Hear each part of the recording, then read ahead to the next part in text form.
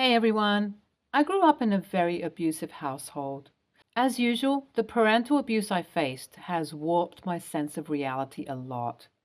I'm not very proud of my traumatized mindset, but it is what it is. I struggle with setting boundaries for myself. I struggle to protect myself, and I often struggle to take care of myself. Now, I can understand that these things can be quite heavy, and they are quite heavy on me sometimes, but I push through. I force myself to push through everything that I feel because I know that I have the strength in me to deal with them. I should just not let my intrusive thoughts overwhelm me. My mental health problems are no secret, but I do not let them hold me back because while they explain why I behave the way I do, they do not excuse my behavior. But these issues are not just cons. They have their pros too. I'm a very diligent worker due to my perfectionist mindset. I am great at communication because of my abusive parents who always looked for a reason to hurt me. You get the drift. I started working when I was about 16 and I have never stopped. I cannot tell you a single time when I was jobless since I was 16. As I grew up in such a volatile family, I made a promise to myself that I will take care of myself to the best of my capabilities, which included being able to provide for myself financially. So I am a very bougie on a budget type of person. I'm frugal. Some people might consider me stingy, but I know that saving money, investing money, and doing my best to increase the money inflow has done me well over the last few years. Now that I'm 29, I can promise you that I am very stable financially, even though I do not look like it. This is important. When I was 25, I met my husband. We got married when I was 28 and he was 30. My husband is not like me. He grew up in a very privileged household. He does not know what it's like to struggle financially. He also does not understand why I hate my family. He's one of those people who are like, but they are your family. You should forgive them. While these things about him got on my nerves, the rest of him was fine. One would have considered this a red flag as our mindsets are different when it comes to this, but in my eyes, I thought that is what makes everyone different. I come with red flags too, but we can work on those if we communicate and compromise and adjust. I tried explaining my abusive past to my husband, but he did not quite get it. When I told him the story of me essentially running away from the house just to be safe, he laughed because the visual of a 9-year-old girl doing jailbreak was hilarious to him. In his mind, the thought of my parents being on drug-induced frenzy for 3 days while keeping me locked in the bedroom did not leave a mark. I won't lie, that hurt. It hurts when you try to explain how you feel to someone and the significance a particular situation had on you, and the person dismisses it. My therapist suggested that owing to his environment growing up, he cannot comprehend the trauma, and while it is right, I expected a little sympathy from him. This lack of sympathy that he has towards me is what eventually started bothering me. I swear, during our relationship, I never felt like he was an unsympathetic person, but now that we're living together, married, and going through the trials and tribulations of married life together, I'm starting to see his unsympathetic side more often, and I cannot say I like what I see. This whole trait of his led to me doing what I did. So, as I have mental health issues, I get overwhelmed by social interactions all day. I desperately need personal space and my time. This is why, when we're looking for a place to stay, we went with the apartment that we are currently staying in, as it has 3 bedrooms and 2 baths. One of the smaller bedrooms is my bedroom. I've decorated it in whichever way I wanted. I keep my PC, gaming console, snacks, books, and everything there. I would not call it my office as it has a very childish vibe to it with all of my Hello Kitty plushies. The idea of turning that into my room originated to heal my inner child, and honestly, I love my room very much. Cleaning my room and meticulously organizing it is almost therapeutic to me. My husband was okay with me having the smaller bedroom as my room, but since Thanksgiving, he does not want me to have my room. Why? because his friends came for Thanksgiving dinner, and while I was on my way home, one of them decided to snoop around and entered my room. Owing to the childish vibe of the room, they think it is weird and strange that I, an adult woman, have a room decked out in pink and purple. My husband, instead of defending me or saying anything, decided that it is very emasculating for him that I have a room like that, and it is embarrassing for him when I act like that. I know it is pretty nonsensical. During Easter, his friends came over again, even though I did not want them to come. I had to go for an extra shift on Easter, so I did not know they had come, but when I came home, my husband was super mad. He was all up in my business because how dare I do this? I should care about his image and his comfort first. He is my husband, the man of the house, and I need to be done with this childish bullshit. When I tried to tell him that this is my house just as much as this is his, he told me that this is his house because his name is on the lease and I need to sit and listen. If I cannot listen to what he has to say, I should leave. I understandably was angry, and we got into a heated argument over my Hello Kitty plushies.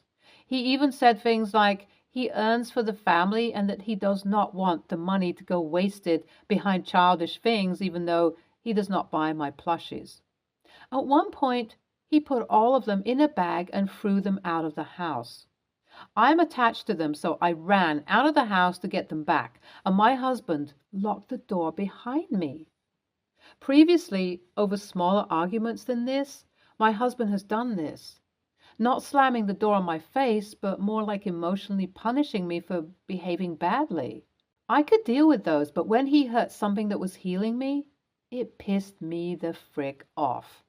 I did not knock on the door of the house or beg him to let me back in. I was out chilling on the porch with my Hello Kitty plushies when my landlord's wife saw me. She took me home and asked me if everything is all right. I told her that I was just having a bad day at work and did not want to go home.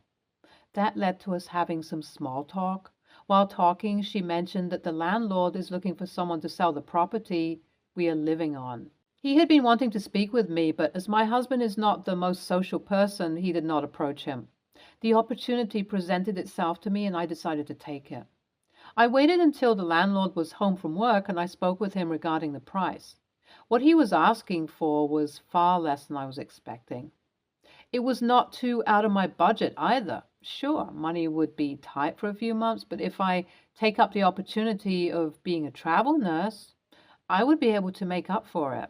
After thinking over the decision for a good 30 minutes, I told my landlord that he can prepare the documents. Once the talking was done, I made my way back to the house and entered the house. My husband asked me cockily if I was ready to apologize. I looked him dead in the eyes and told him that I earn more than him, and he can leave the house if he feels emasculated living with Hello Kitty plushies. He was shocked. He told me that I cannot treat him this way, and I told him that I was giving him an option. He stopped speaking with me and decided to give me the cold shoulder. 2 days later, I signed the papers, and when I came home, I found my husband in my room throwing everything in a garbage bag. You can imagine the irritation I felt, so in my moment of weakness, I kicked him out of the house. I told him that this is my house and I do not want him there anymore. Since then, he has told our common friends and his friends about this, and I've been receiving several messages calling me a crazy bitch for kicking him out over Hello Kitty plushes. What would you guys have done if you were in my shoes? Update 1. I cannot thank you guys enough, honestly.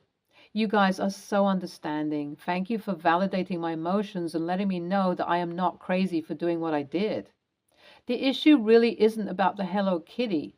It is about the disrespectful behavior towards my space and me. I'm glad you guys see it, and honestly, the fact that his friends do not see it tells me that this man is not the man for me. I see a lot of you guys telling me that I should get a divorce, and I can't lie, that does sound like a better solution, but I don't know if I should, you know? Update 2. My husband decided to break into my house while I was at work and destroy my PC. Lucky for me, the neighbors across the street saw him breaking my PC in the front yard and they testified when I brought it up to the police. I'm bringing charges against him. I've already spoken with my lawyer and have prepared papers for separation. This definitely symbolizes the end of our relationship. Update 3. So, turns out the friends who found it so emasculating to see Hello Kitty plushes in my bedroom were the ones who instigated him to break into the house and destroy the PC. He had to break in because the moment I kicked him out, I changed the password in our security systems, and while he did his best to cover the camera, it captured his face for a split second. Plus, the neighbor saw him breaking things. He told the jury that he broke into the house to rip those plushes up, but lucky for me, I started carrying those plushes with me in my car as I was sure he was going to do something stupid. I got the money for the damages, filed for separation, and got a restraining order against him. Overall, I am glad that I do not have to surround myself with someone who does not want to be a part of my healing journey and simply wants to bring me down. Your husband is a terrible person. You deserve someone who supports you, even if they do not understand what you're going through and this is not the way to deal with it. Plus, why are his friends going through your stuff in your room? Why does it matter that you have a Hello Kitty plushie or four? Some people spend a fortune on squishmallows, man, and you are buying them with your money. You are a nurse and you are allowed to have your me time. You are saving people's lives and he does not want to respect you as a person. Man felt emasculated because you have four Hello Kitty plushes? LOL. Yeah, get rid of that child. You deserve better, hun. Next story. So basically, 19, female. I was having lunch with my friend Sarah, 20, female, her new boyfriend Sam, 21, male, and a few of our other friends. English isn't my first language, so I do have a bit of an accent when I say certain words, and sometimes I fumble a bit grammatically, but it's never been too bad that no one knew what I was getting at. My friends all know this, and they also know that if I'm not asking to be corrected and the sentence is understandable, they don't really need to correct me. Sam noticed while we were talking that I had an accent, so he asked me where I was from. I said that my dad is from the US, but my mom was from Brazil, so I spoke Portuguese and sometimes Spanish at home, but I only ever learned how to read, write in English. Sam kind of laughed and then said, "Your mom was from Brazil? How does someone stop being Brazilian?" The word you should have used was is. My mom passed away when I was 12. Pretty much everyone at the table, other than Sam, was aware of that. So it got a little awkward and quiet when he corrected me. I shook my head and told him that no, my mother didn't stop being Brazilian, she just stopped being alive, so that's why I said was. Sarah immediately got kind of pissed at me and said that I didn't have to trauma dump at the table just because her boyfriend corrected the word I used in the sentence. I said that I wasn't really trauma dumping, I was just answering his question, but she said I should have known how awkward it would get when I said something like that, and I should have just moved on without addressing it. Lunch ended early because of the tension, and everyone else is telling me that, yeah, I didn't really have to say it. But also, I really was just responding to what he said to me. Sarah's pissed at me, though, and I've no idea how Sam feels about the whole thing because I don't really know him. I wanted to know if I messed up here and if I should apologize. I failed to see how you're at fault. He didn't have to be an AH and correct your grammar. He played a stupid game and he won a stupid prize. He shouldn't have been insensitive. NTA, Sarah needs a reality check. Why is it okay for her, AH boyfriend, to correct you over an opinion he didn't give you a fact because he assumed context? All you did was literally answer him. Opinion 2. NTA, Sam sounds like an arrogant AH, and your friend, Sarah, isn't a friend at all. Instead of empathizing with you, the one who lost her mom at an early age, she's worried about her new boyfriend's feelings. Not that it sounds like he has any. That's messed up. She should be the one apologizing to you. Next story. My sister, let's call her Hannah, isn't speaking to me right now because I RSVP'd no to her wedding in January. My mom wants me to change my RSVP, but honestly, the wedding isn't going to be possible for me to attend, and based on how my sister is acting, I don't want to go anymore. Ever since I hit puberty, I've had really, really, really, really bad insomnia. I usually go to bed around 6 a.m. or 7 a.m. and wake up around 1 p.m. or 2 p.m. I've tried to change my sleep style and I just can't. It's like dealing with international jet lag. Hannah knows this, but always forgets and tries to wake me up for family things whenever she visits home, and I have to lock my bedroom door and really work to keep her out. When I got the invitation to Hannah's wedding, I was super excited for her because she has always wanted a big wedding, and it looks like she's going to get it. And that might not be what I would want, but she does, and that is exciting. And I can acknowledge that. But then I saw the timeline, and there's a wedding brunch at 10 a.m. The ceremony is at noon, and then there's an afternoon party. I asked Hannah if I could just come to the afternoon party since I will be sleeping at 10 a.m. And she got furious and started yelling over the phone about how, since I'm her sister, I need to be there for the ceremony. I laughed and told her there was no way I could be there in time because it would basically be like trying to get someone on a 9 to 5 work schedule to attend an event at 2 a.m. I probably shouldn't have laughed, but it just felt so ridiculous.